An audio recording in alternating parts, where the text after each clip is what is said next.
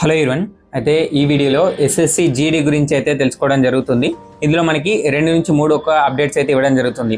First of all ఏంటంటే exams మనకి 25th ఫిబ్రవరికి అయితే లాస్ట్ ఎగ్జామ్ కాబోతున్నాయి.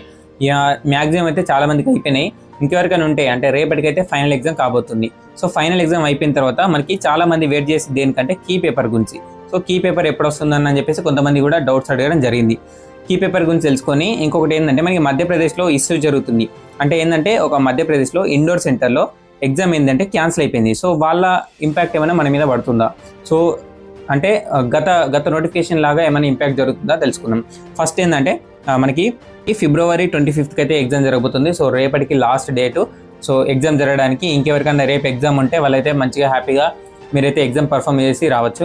ఆ తర్వాత కీ జనరల్గా ఏంటంటే ఎగ్జామ్ అయిపోయిన తర్వాత ఒక 1 వీక్ లోపు అయితే మనకి కీ రావడానికి పాసిబుల్ అవుతుంది. 1 వీక్ లోపు అయితే కీ రావడానికి పాసిబుల్ అవుతుంది. అంటే మనము ఒక మార్చ్ ఫస్ట్ వీక్ లోపు అయితే మనకి కీ ఖచ్చితంగా వస్తుంది. కీ అంటే రెస్పాన్స్ షీటు, మనము ఏమేమి ఆన్సర్ పెట్టుకున్నామో మన అంటే రైట్ ఆన్సర్ ఏంది, రాంగ్ ఆన్సర్ ఏంది, సో టోటల్గా వచ్చేస్తుంది. దాంట్లో నార్మలైజేషన్ స్కోర్ ఉండదు, ఓన్లీ రా స్కోర్ తెలుసుకోవచ్చు. రా స్కోర్ అంటే నువ్వు ఎన్ని కరెక్ట్ పెట్టినావు, ఎన్ని రాంగ్స్ పెట్టినావు. సో దీని ద్వారా మనకైతే అనాలిసిస్ చేసుకోవచ్చు. నార్మలైజేషన్ స్కోర్ అయితే మనకి తెలియదు. సో కాబట్టి దీని ద్వారానే మనకి ఫైనల్ రిజల్ట్ ఎంత వస్తుంది, మనకి జాబ్ వస్తారో కూడా మ్యాక్సిమం తెలిసిపోతుంది. సో దీని గురించి వెయిట్ చేస్తాం. ఇదేంటంటే ఎగ్జామ్ అయిపోయిన తర్వాత ఒక 1 వీక్ అయితే మనకి ఆన్సర్ కీ రావడానికి అయితే పాసిబుల్ అవుతుంది. 1 వీక్ అంటే సరే అటు ఇటు అనుకుంటే మనకి మార్చ్ ఫస్ట్ వీక్ లోపు అయితే మనకి రెస్పాన్స్ షీట్ రావడానికి ఛాన్స్ ఉంది. సో ఈ రెస్పాన్స్ షీట్ కోసం వెయిట్ చేద్దాం. సో దీనికి అంటే ముందు ఏంటంటే మనకి మధ్యప్రదేశ్లోని ఇండోర్ సెంటర్లో ఎగ్జామ్ అయితే వేరియస్ రీజన్స్ వల్ల క్యాన్సిల్ అయిపోయింది. సో ఇది ఒక న్యూస్ వచ్చింది. సరే ఇది మరి ఎలా క్యాన్సిల్ అయిపోయింది, ఎందుకు క్యాన్సిల్ అయిపోయిందో మనకు తెలియదు. ఇది ఒక న్యూస్ అయితే రావడం జరిగింది. సో వీళ్ళ ఎఫెక్ట్ మన మీద ఏమైనా పడుతుందా? గత లాస్ట్ నోటిఫికేషన్లో సేమ్ ఇలాగే మనకి లక్నో యూపీలో కొన్ని సెంటర్స్లో యూపీ కానీ సరౌండింగ్ కొన్ని ఏరియాస్లో పేపర్ లీక్ కావడం కానీ టెక్నికల్ ఇష్యూ వల్ల కానీ వాళ్ళ వల్ల మనకి ఆన్సర్కి లేట్గా రావడము, సో ప్రాసెస్ కొంచెం లేట్గా జరగడం జరిగింది గత నోటిఫికేషన్లో. సో అంటే ఇప్పుడు కూడా ఏ విధంగా జరుగుతుందంటే మ్యాక్సిమం లాస్ట్ నోటిఫికేషన్లో డిలే అయితే కాకపోవచ్చు. సో ఇప్పుడు ఎవరైతే ఈ మధ్యప్రదేశ్లోని ఇండోర్ సెంటర్లో పేపర్ క్యాన్సిల్ అయిపోయింది, ఎగ్జామ్ క్యాన్సిల్ అయింది అని అంటున్నారో, సో వాళ్ళకి ఒక 1 డే అయితే కేటాయించడం జరుగుతుంది. అంతేగాని అందరి కలిపే మాత్రం రిజల్ట్ ఇస్తాడు, అందరు కలిపే ఒకేసారి ఆన్సర్ షీట్ ఇస్తాడు.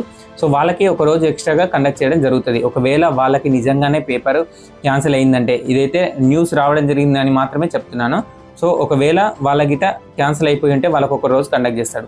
సో మనకి మార్చ్ ఫస్ట్ వీక్ లోపు అయితే రావడానికి పాసిబుల్ ఉంది ఆన్సర్కి వచ్చిన తర్వాత మనకి మ్యాక్సిమం మన స్కోర్ ఎంతనో తెలిసిపోతుంది. సో నార్మలైజేషన్ స్కోర్ అనేటువంటి తర్వాత మనకి రిజల్ట్లో ఇవ్వడం జరుగుతుంది. రిజల్ట్లో మనం స్పెషల్గా ఓపెన్ చేసుకుంటే రిజల్ట్ వస్తుంది. సో ఈ టైంలో ఏం చేస్తారంటే మీరు ఎవరైతే ఎగ్జామ్ అయిపోయిందో ఈ 1 వీక్ వెయిట్ వెయిట్ చేయండి. లేదు అంటే నువ్వు రన్నింగ్ ప్రాక్టీస్ చేసుకుంటా అంటే రన్నింగ్ ప్రాక్టీస్ చేసుకో. రన్నింగ్ ఎవరైతే వీక్గా ఉన్నారో సో ఇప్పటి నుంచి రన్నింగ్ అయితే ప్రాక్టీస్ చేసుకోండి.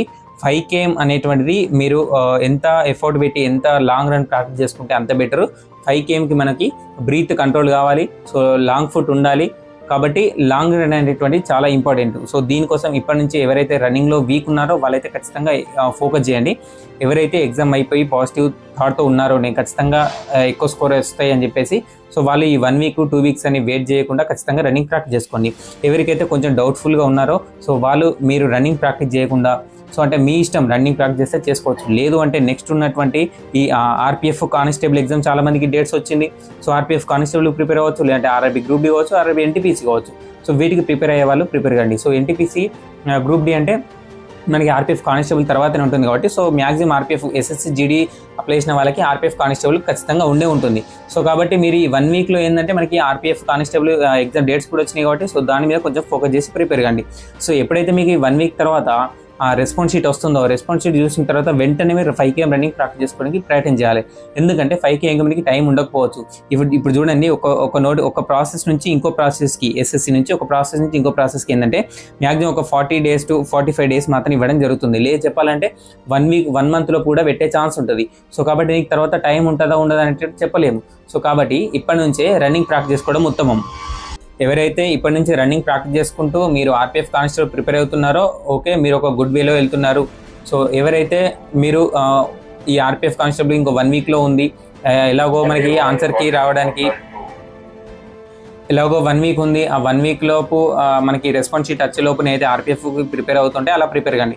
సో కానీ ఈ 1 వీక్ తర్వాత ఎప్పుడైతే రెస్పాన్స్ షీట్ వస్తుందో ఆ తర్వాత మనకి టైం అనేటువంటిది ఎలా ఉంటుందో చెప్పలేము. రెస్పాన్స్ షీట్ వచ్చిన తర్వాత మనకి ఒక 20 to 1 month లోపు నీకు రిజల్ట్ ఇస్తాడు. రిజల్ట్ ఇచ్చిన తర్వాత ఒక 1 month లోపు సో నీకు ఈవెంట్స్ పెట్టే అంటే మనకి ఈవెంట్స్కి ఒక 2 to 2.5 months టైం ఉంటుంది. 2 to 2.5 months అయితే టైం ఉంటుంది. అది చాలా ఎనఫ్ మనకి. సో గట్టిగా ప్రాక్టీస్ చేస్తే మనకి 1.5 monthలో కూడా క్లియర్ చేయొచ్చు. సో దాని గురించి వరి అవసరం లేదు.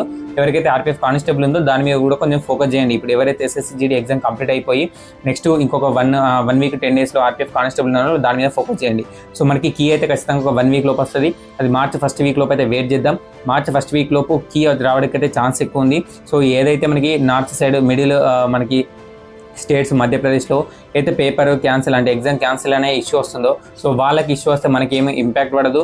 సో వాళ్ళకి క్యాన్సిల్ అవుతే ఒక రోజు వాళ్ళకు కూడా ఎగ్జామ్ కండక్ట్ చేసి ఇఫ్ ఇన్ కేస్ ఒకవేళ క్యాన్సిల్ అయినట్టు రుజువు అయితే క్యాన్సిల్ అయితే సో వాళ్ళకు ఒక రోజు అయితే పెట్టి కండక్ట్ చేస్తారు. దాని గురించి వరి అవ్వాల్సిన అవసరం లేదు. సో వాళ్ళ గురించి మనకి ఇంపాక్ట్ ఏం పడదు. సో కాబట్టి ఇంకో 1 weekలో ఆన్సర్ షీట్ వస్తుంది. సో ఎవరికైతే నెక్స్ట్ ఫర్దర్గా ఇంక ఎగ్జామ్స్ ఉన్నాయో రైల్వే ఎగ్జామ్స్ దాని మీద ఎక్కువ ఫోకస్ చేయండి. కీ అయితే ఖచ్చితంగా వస్తుంది. సో రన్నింగ్ అయితే మనకి మ్యాక్సిమం టైం ఉంటుంది. ఒక 2 months ఉన్నా మనకి చాలా ఎనఫే, 45 days ఉన్నా చాలా ఎనఫే. సో తర్వాత మనకి రన్నింగ్ కూడా ఒక ప్రిపరేషన్ ప్లాన్ వేసుకుందాం. ఆ తర్వాత ఆర్పిఎఫ్ కానిస్టేబుల్కి, ఆర్ఆర్బీ ఎన్టీపీసీకి, ఆర్ఆర్బీ గ్రూప్ డీకి మనకి క్లాసెస్ చేసుకోవడానికి అయితే ప్రయత్నం చేస్తున్నాను.